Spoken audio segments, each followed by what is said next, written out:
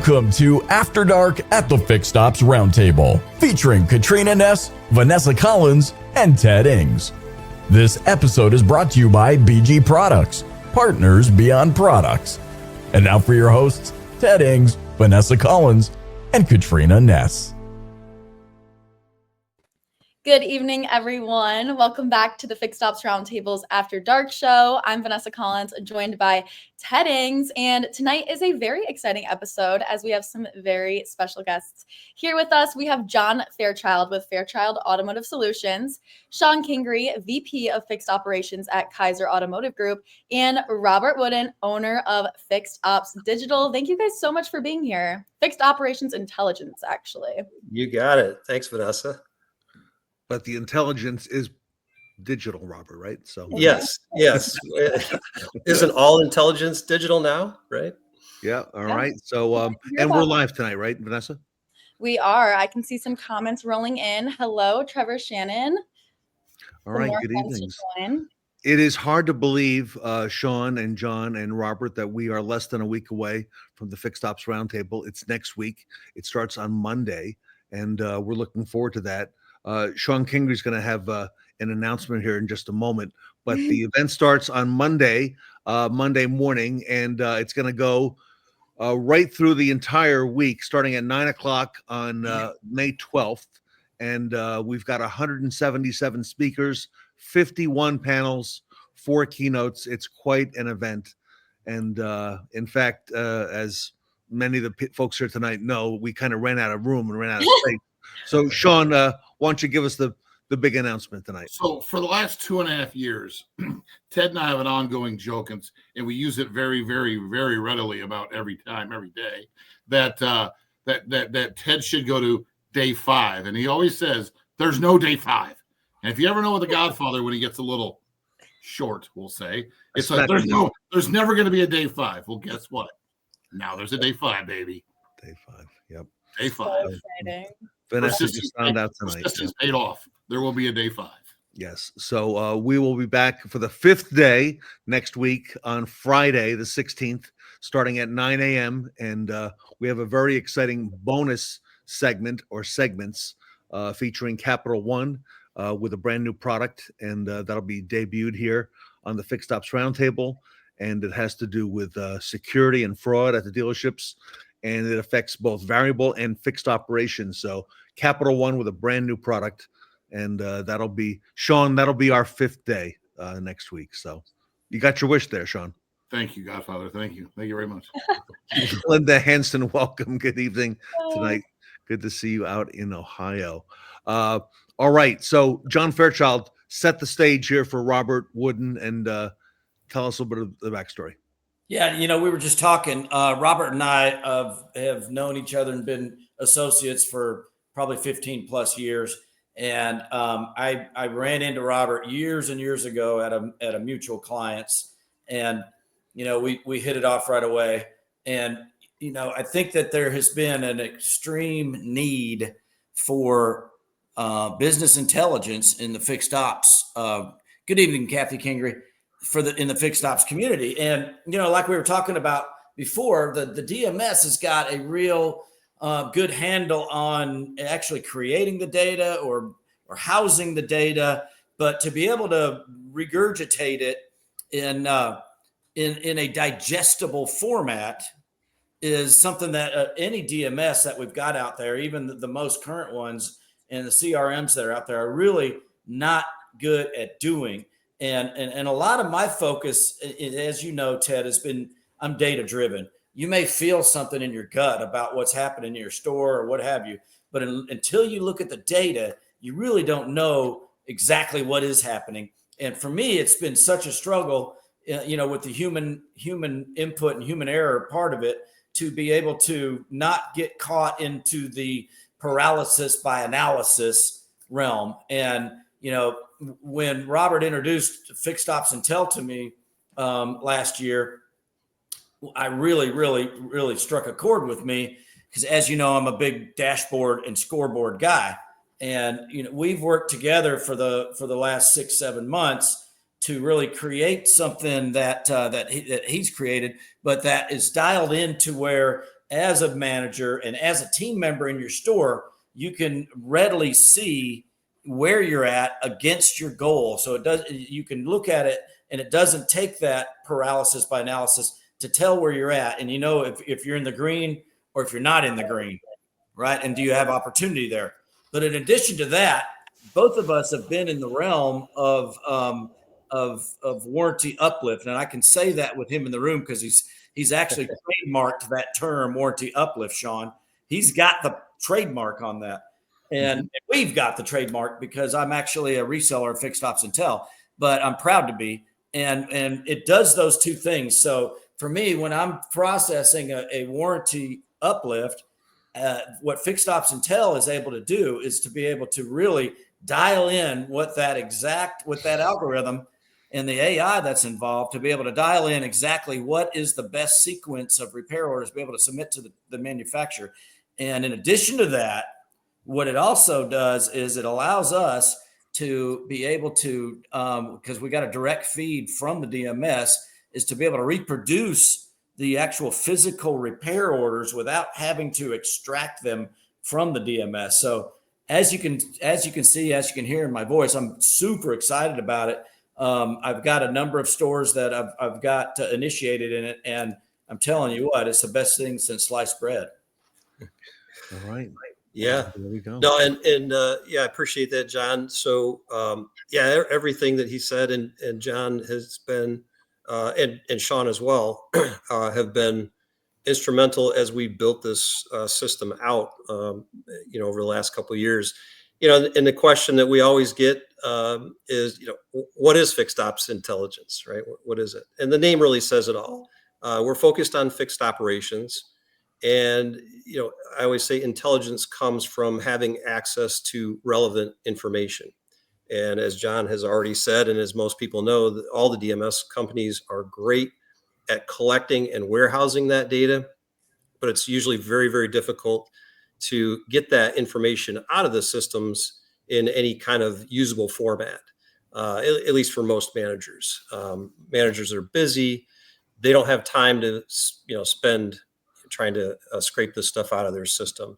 So, that's part of why we started doing this. Really, the genesis for fixed operations intelligence, or what we call Fixed Ops Intel for short, as John had said, I started doing warranty uplifts in 1997. So this is our 28th year of doing it, and wow. As our customer base continued to grow, we got frustrated with the things that were slowing down the process. So we wanted to, I wanted to create something that made the process easier for us and our customers. And that's really the idea behind Fixed Operations Intelligence. So I came at it from a warranty standpoint, and but understanding that all the data that we were collecting to do the warranty uplifts was also stuff that managers need and can use in everyday business to improve process and improve profits. Robert, you have to be one of the first people out there having done that, because 1997, that goes way back. Yeah, it's a long story. You probably don't have enough time this evening, but yes, that was, we were one of the first ones way back then that challenged one of the manufacturers who will remain nameless. And we won, and, it just started organically growing. Friends would reach out, and then it just became a business that is a huge part of what we do every day. So that's the beginning of Fixed Ops Intel.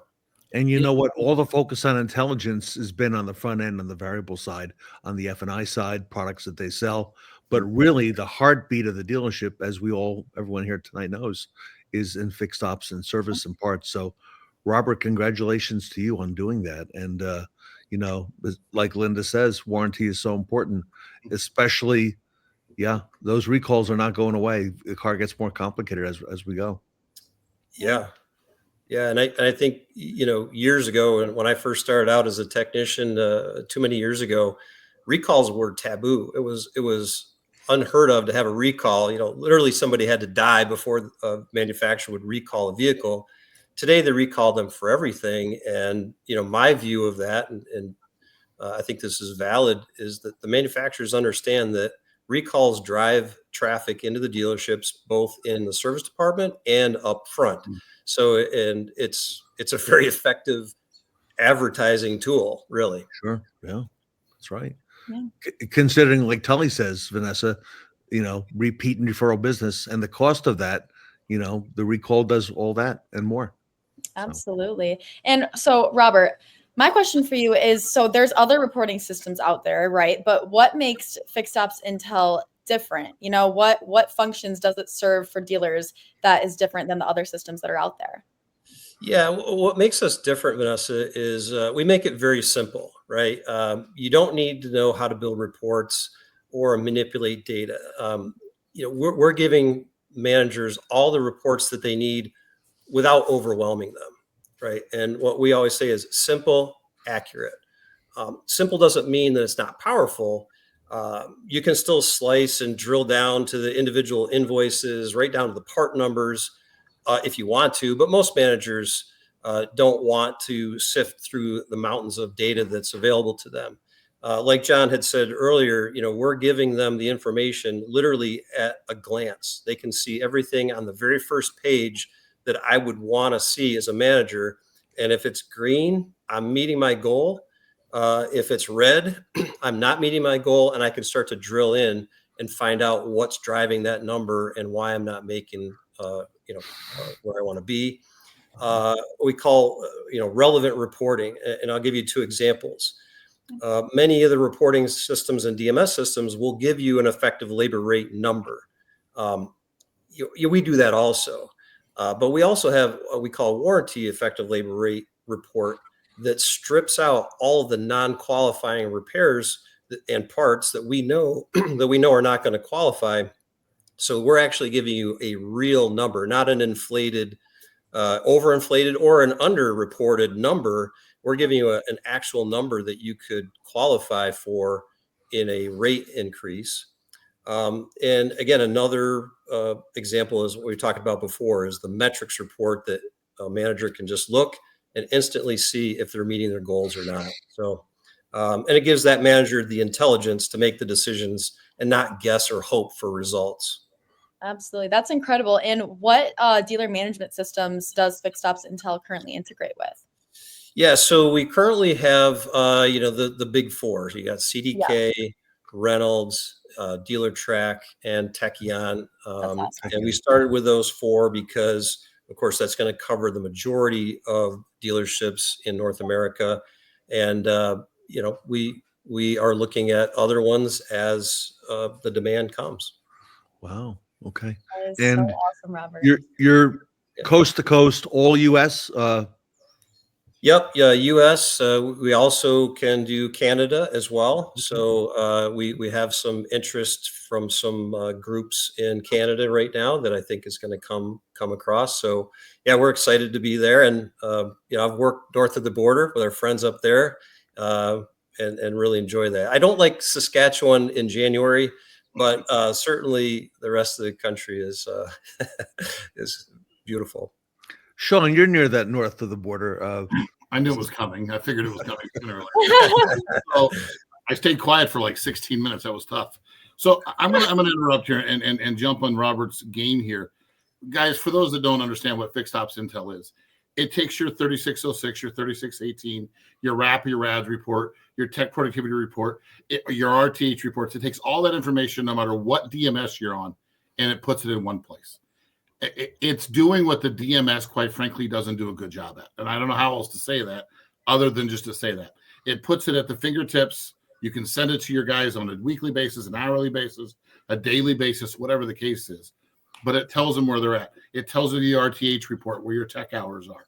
It shows that, as John said, John and I spoke at NADA together a year and a half ago, whatever it was. And someone made a comment, because I demand 20% growth year over year. Well, how do you maintain 20%?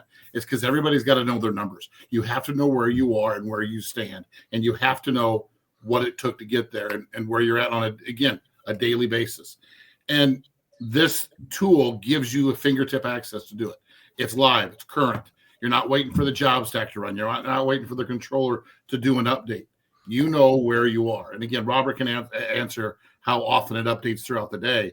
But I know when I'm running it at 6 o'clock, I know where my numbers are. I just know.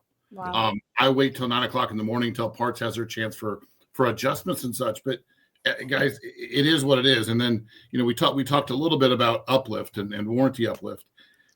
I can't stress enough. Those that know I brag a lot and totally gets mad at me. Wisconsin has some pretty liberal laws. And we found out the hard way that they can go both ways, obviously.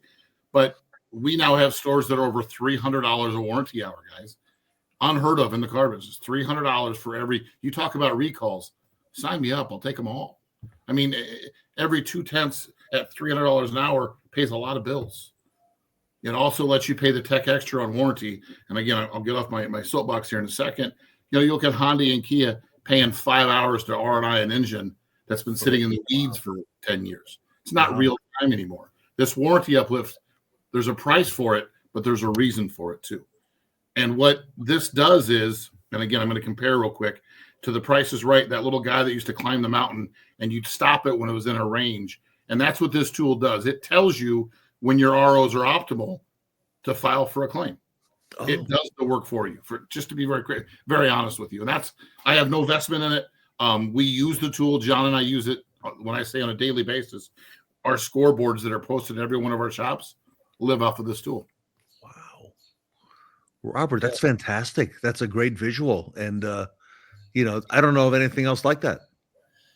Yeah, no. And Sean, like I said, I appreciate the feedback. And, I was in fixed ops myself for a long time.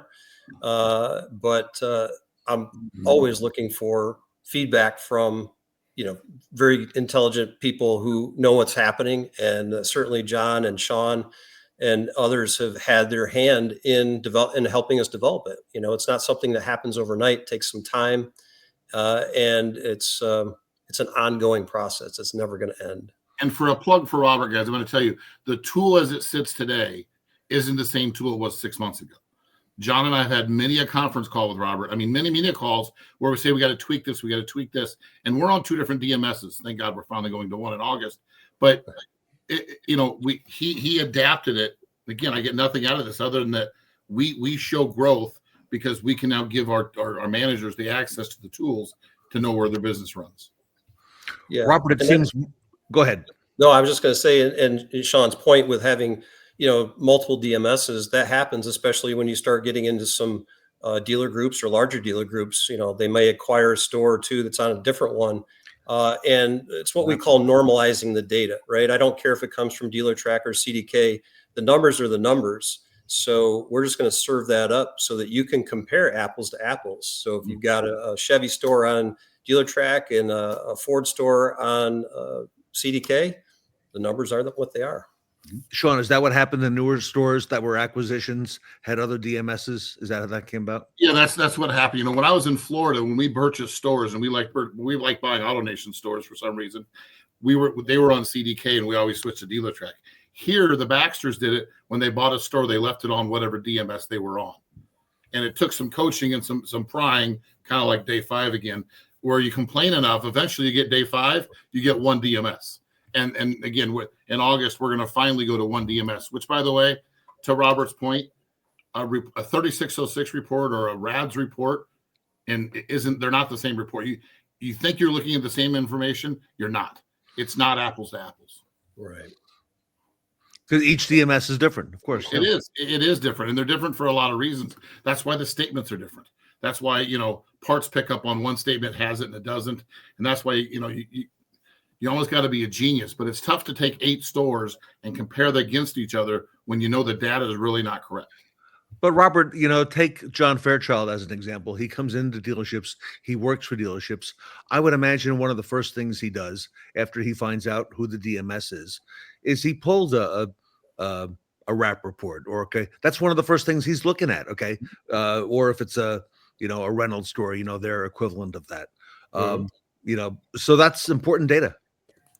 Yeah, it is really important data. And, when we were designing Fixed Ops, I understood that again, originally the genesis was we were going to use it selfishly for our clients, but I knew, being a consultant myself, that there's other professionals out there like John and others that could use that tool to make their practice better.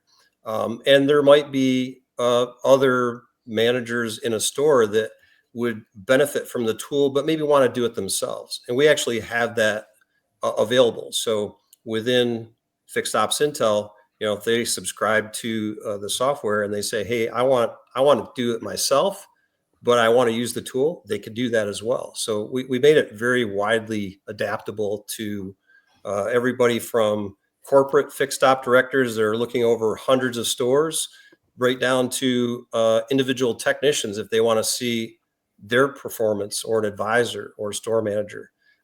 So we made it pretty adaptable, I think. And Robert, it seems like in the last 2 years, more stores have become adept and familiar with these warranty increases on labor and parts. What prompted that? How did that come about? Is it word of mouth between the dealers at 20 groups? Because you hear that like as commonplace now, where a couple of years ago, not so much. Yeah, all those things. 20 groups are a big driver of that. Managers will hear of it and they'll start to maybe Google or look around or talk to peers. And, a lot of, to be honest with you, we do very little advertising. All of our clients have grown organically by word of mouth. So we, on a daily basis, get calls from dealers or managers that say, "Hey, I was at a 20 group, I was at a meeting, and I got your information." And so they reached out to us. And we're very thankful for that. And of course, we have professionals like John that are out there beating the bushes and, helping their clients. So we look at it as a win-win, right? Yeah. We're helping professionals like John help their clients.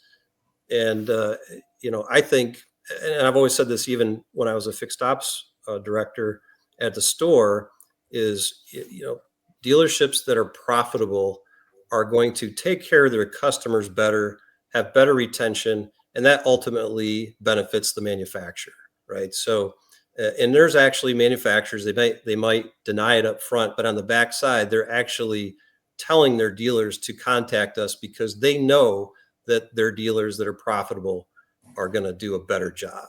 So that's kind of the funny side of that. So, John, you don't have to be specific if you don't want to, but is this expensive? How do you price it? Do they have to be on this program for a certain period of time, until they achieve ROI? Basically, how does this all work? No, it's basically a subscription basis, so it's very, very affordable, very cost effective. The ROI is tremendous.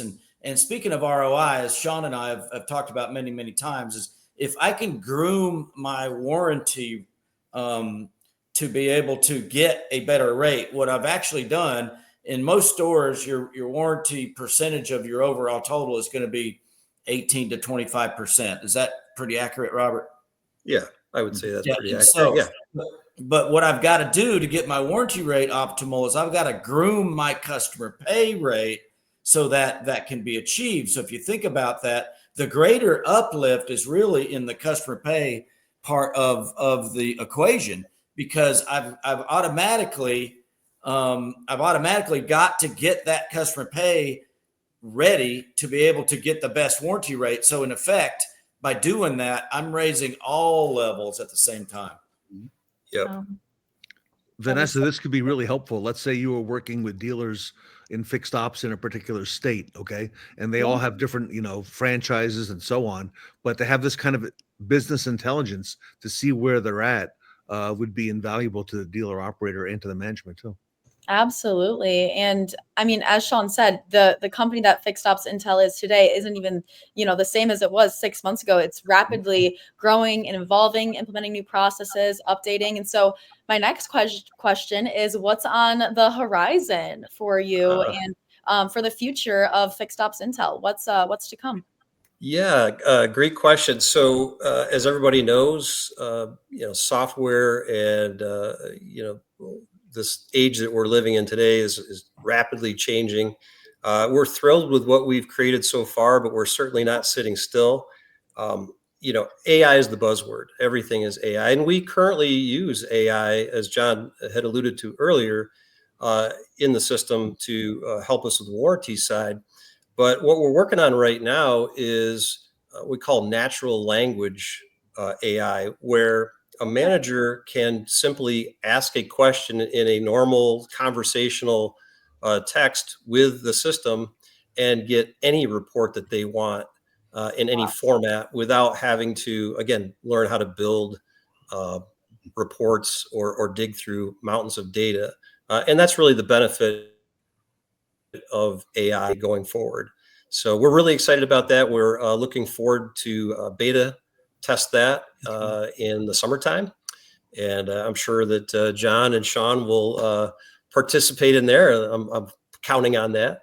So yeah, we're really excited about that. I heard summertime, Sean, so that's a good time to be in Madison. That's about 1 month out of the year. So yeah. Yeah, so summer is the best 2 weeks of the year, right, John? That's it. Yeah. In Rochester too, Robert. So that is true. I always say the same. Yep.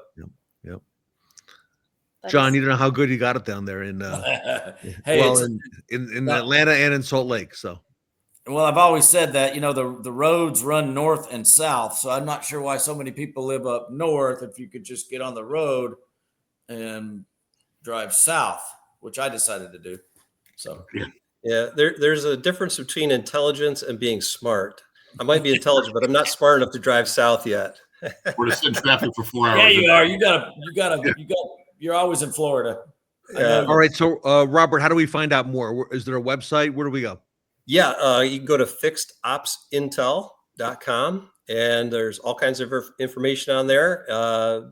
Shows you a little bit about the reports that are there and how to order it. And we're really thankful for you, Ted, and what you guys are doing, and everybody. So thank you for the invite and letting us talk a little bit about Fixed Ops Intel. I'm thankful for you and for John Fairchild for teeing all this up, John, and Sean, for you to be able to talk about it so freely tonight. Yeah, of course. And guys, I'm getting one more plug for Robert. Guys, I'll share my information because I'm proud of most of our results. Guys, look at where we were when we enrolled this or when we signed up for it or we started the program 11 months ago versus where we are today. And the solution is scoreboards, and everybody knows where their numbers are. Yeah. Yep. Amen. Good stuff. That's awesome. Congratulations, Robert. It was so nice meeting you and hearing about your incredible solution for the automotive space. And I can't wait to see where the company goes next. Yeah. Thank you very much, Ted, Vanessa. Yep. Good to see you, Sean, John. Vanessa, real quick, what do we have coming up at Northwood in June? Yeah, so we have our full tank automotive camp coming up June 15th through the 20th. And it is a 5-day residential summer camp for high school students to kind of explore their curiosity in the automotive industry. So during this camp, we have different informational sessions. We go on different excursions to industry giants. We're having Ted and the Fixed Ops Roundtable come on campus that Wednesday, June 18th for a pop-up event. So that'll be super exciting. And yeah, it's just a great opportunity for young students to explore what they potentially want to do for their future career, and then hopefully get them to come to Northwood, because Northwood is a automotive focused university. So yeah, it's great for the automotive industries, for building the future generation of it. And then as well for Northwood, increasing enrollment and getting more students to come here. We were there last year, and Sean, once they come up, Northwood's going to close them. So there we go. Yeah, it's pretty. For those that haven't been there, guys, what an amazing campus. Second to none. Yep. So great stuff. Everybody, we'll see you back here on Monday at actually at 9:00 a.m. at the big Fixed Ops Roundtable event. So the new Sean, how many days is it? Day 5. I heard 5. Do I hear 5? Go 5. 5-day event. We haven't even had time to update the graphics. So 5-day event starts Monday at 9:00. Don't miss it. And we'll see you all there. Thanks for coming tonight, everybody.